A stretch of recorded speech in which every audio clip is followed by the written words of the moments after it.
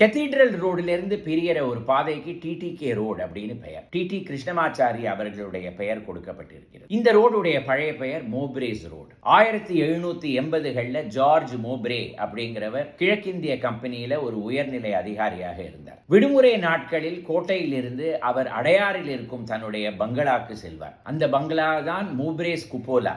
இப்பொழுது அது மெட்ராஸ் கிளப்பாக செயல்பட்டு கொண்டு வந்து கொண்டிருக்கிறது. ராயப்பேட்டாலிருந்து அவர் எடுத்திருந்த பாதை தான் நாளடைவில் மோப்ரேஸ் ரோடாக மாறியது. 1780களில் ராயப்பேட்டா முனையிலிருந்து அந்த அடையாறில் இருக்கிற பங்களா வரைக்கும் ஒரு கட்டடம் கிடையாது, வெறும் மரங்கள் தான். 1970களில் முன்னாள் நிதியமைச்சர் திரு டிடி கிருஷ்ணமாச்சாரி அவர்களுடைய வீடு கெத்தீட்ரல் ரோட்ல இருந்ததுனால அந்த ரோடுக்கு டிடிகே ரோடு என்று பெயர் வைக்க வேண்டும் அப்படின்னு அரசு ஒரு முடிவுக்கு வந்தது. ஆனால் அப்பொழுது இருந்த பிஷப் இதற்கு எதிர்ப்பு தெரிவிக்கவே மோப்ரேஸ் ரோடுடைய பெயர் மாற்றப்பட்டு அதற்கு டிடிகே ரோடு என்ற பெயர் கொடுக்கப்பட்டது.